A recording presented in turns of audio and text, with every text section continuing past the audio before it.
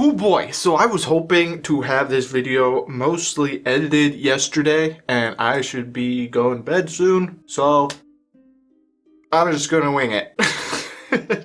I recently did a video on the geography of One Piece, so now it would make sense to explain how you get around and navigate. Getting around is kind of self-explanatory. You're pirates, it's boats. That's how you get around. But you need to navigate, so, as I alluded to in that video, through most of the world, that is, through the four blues, you can navigate normally. Compass, sextant. I was gonna make a joke there, but decided not to because I want to keep this family friendly. However, in the Grand Line, compasses are useless. That's because, as I mentioned in that video again, all of the islands in the Grand Line have their own strong magnetic field. And what happens when you bring a magnet near a compass? It points to the magnet. So if you have tons of islands all around, any sort of move in the compass will cause it to veer. It's not going to point north. That's the main point here. Okay? On the Grand Line, there are realistically 5 ways of navigating. One that everyone will just immediately tell you. One that some people will just lump in with the first one, which makes sense because the first one you use on the first half of the Grand Line, the second one you use on the second. But even if you lump those together, there's another that people don't really bring up while talking about navigation at least, despite arguably being the most important in terms of navigation. There's another that's rarely brought up, and one that I have never heard brought up. Although you could argue that that last one is more of a survival tactic than a navigational method. So you have all of these crazy magnetic fields. You need something, a device, that by some mechanism learns the magnetic field and then points to the next source. And that device is known as a log pose.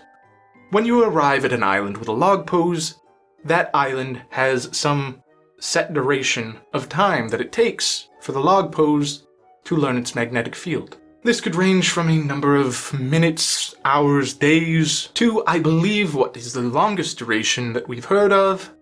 A year. A year of just sitting around waiting for your log pose to set, so you can go on to the next island.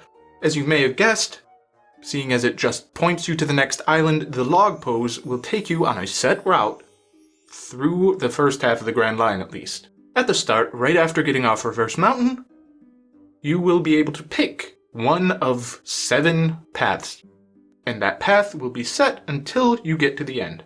Although if you get off course and wind up on a different island, the log pose will learn that island's magnetic field and then point you to the next one on that chain, so you can switch between chains, but not with a normal log pose. We'll get to how that might happen a little bit later.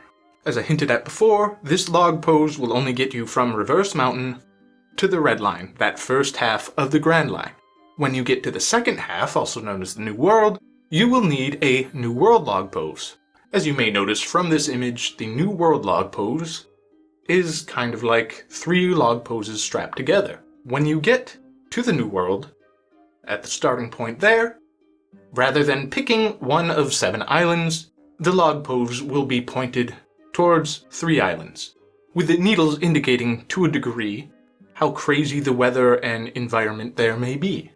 So rather than getting on a set path from one of 7 starting points, you have one starting point that branches off into 3 other options every island you go to, which obviously does make navigating the New World quite a bit more difficult.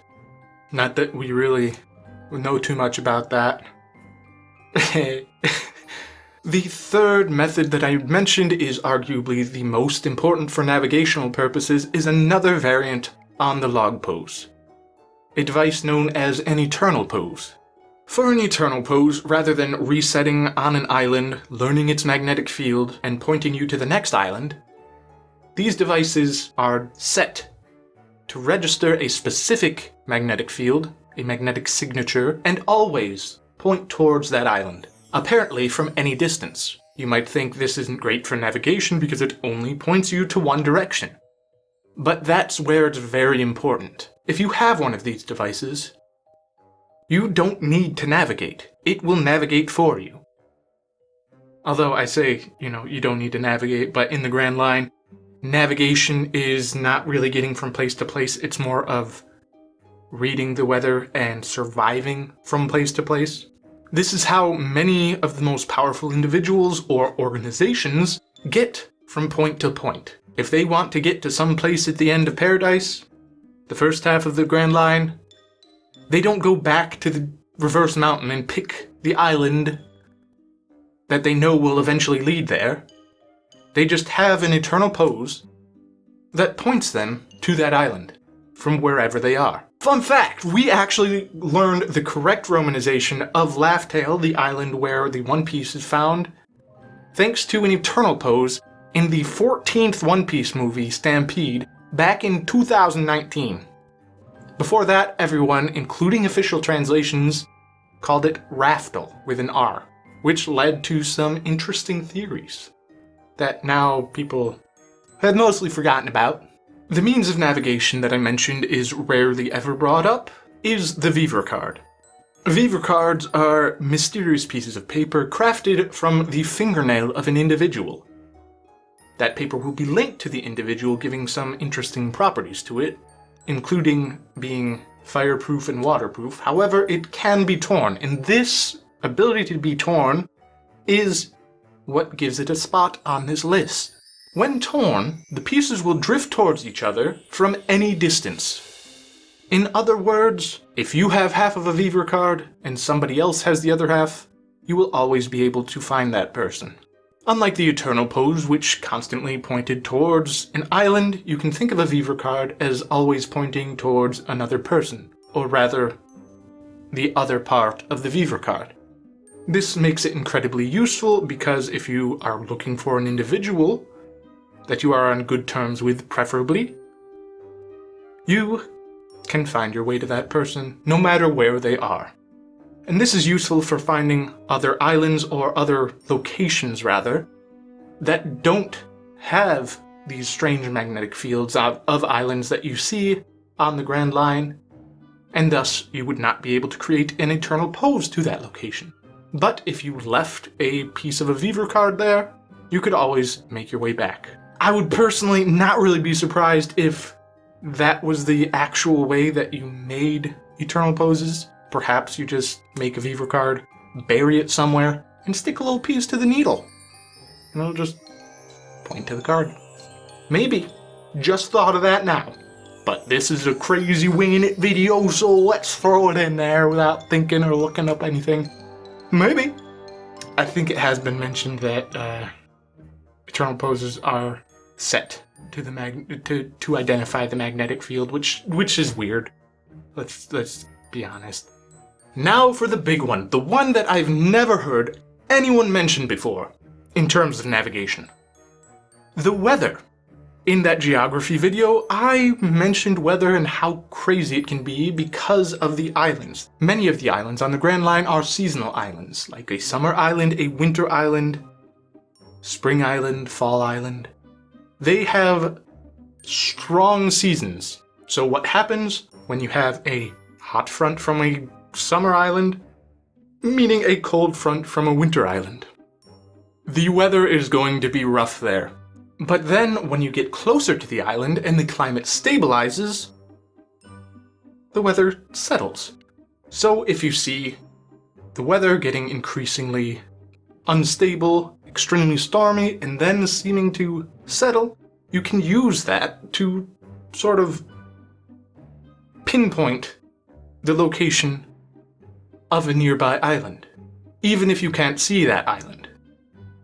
We have seen this happen with Drum Island. That's how they found it. They were not following any log pose to find that island, but they did, because they used this weather trick. That's really all there is to know about the basics of navigation in the One Piece world.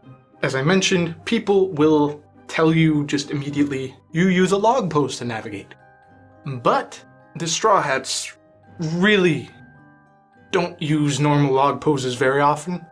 I was going to go through all of the islands the Straw Hats visited and tabulate how many of them were actually navigated to using a regular log pose. But there was a lot, and there were a bunch of spoilery stuff that don't really fit in with this series. So I thought it would work better as its own standalone video. So that's coming soon. There'll be a card up there when that's ready. No, sorry. I'm driving the boat, I guess. Did that feel as disorganized as it felt?